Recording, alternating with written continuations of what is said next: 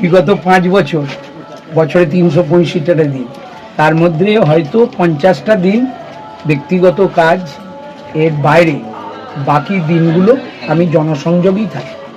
একেবারে একটা ছোট্ট পাড়ার ছেলেরা যদি একটা সরস্বতী ঠাকুর আনে, যদি বলে কাকু একবার যেতে হবে, আমি সেখানেও যাই। ডাক্তারবাবুরাও কোনো একটা প্রোগ্রামে ডাকলে, স্কুল ডাকলে, ক্লাব ডাকলে, কোনো পূজাতে ডাকলে সব সময় জনসংযোগ করি। এবার আমি ভোটে দাঁড়িয়েছি, সুতরাং এই মানুষরাই আমাকে ভোট দিয়ে নির্বাচিত করবে। একবার তাদের দুয়ারেতে আসা তো দরকার। সেই জন্যে সকাল থেকে সন্ধে পর্যন্ত, সন্ধে কেন বলো, রাত্রি 9টা পর্যন্ত আমার পারমিশন করা আছে।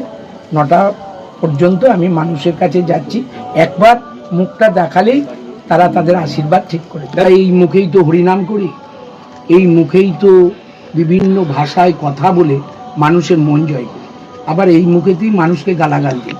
তা ওনার অভিরুচি, উনি কিভাবে বলছেন ওনার সেটা ব্যাপার, এ নিয়ে তো আমার কোনো দ্বিমত থাকার দরকার নেই। আমি মানুষকে ভালোবাসি, মানুষের পাশে থাকতে চাই, আমি মানুষের কাজকর্ম করে দিতে চাই এবং বিগত 5 বছর সেই সেবাই করেছি, তাই মানুষের কাছে আছি।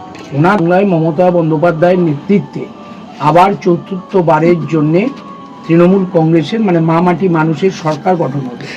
এই 15 বছরে যে কাজগুলো উনি করেছেন, সামান্য সামান্য কোথাও যদি তফাৎ থাকে, যেমন আমার তারকেশ্বর, এই তারকেশ্বরের একটা ছবি ওনার অন্তরে আঁকা হয়ে গেছে। এই তারকেশ্বরকে এমন একটা জায়গায় উনি নিয়ে যাবেন যা আমার সঙ্গে ইতিমধ্যে বার্তিনেক আলোচনা হয়েছে। সেইটা আমাদের পশ্চিমবাংলার মানচিত্রে এবং ভারতের মানচিত্রে সবাই গর্ববোধ করবে, যেটা আমার তারকেশ্বর। কঠিন আর হালকার ব্যাপার নয়, প্রতিদ্বন্দ্বিতা, কিন্তু তারকেশ্বরবাসীর আশীর্বাদ আমার সাথে আছে। শেষ হাসিটা আমিই হাসবো। মানুষ এই মুখেতে হরিনাম করে, আবার এমন এমন ভাষায় কথা বলে যা অন্য মানুষকে জয় করে, আবার এই মানুষ এই বাজে ভাষা বলে।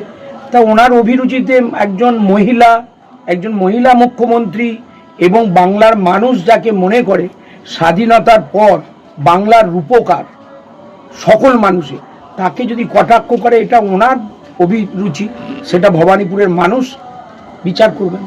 আজকে আমাদের এখানে দাদা যে এসেছে, সবাই মানে খুশি হয়েছেন, সবাই দুহাত তুলে আশীর্বাদ করেছেন।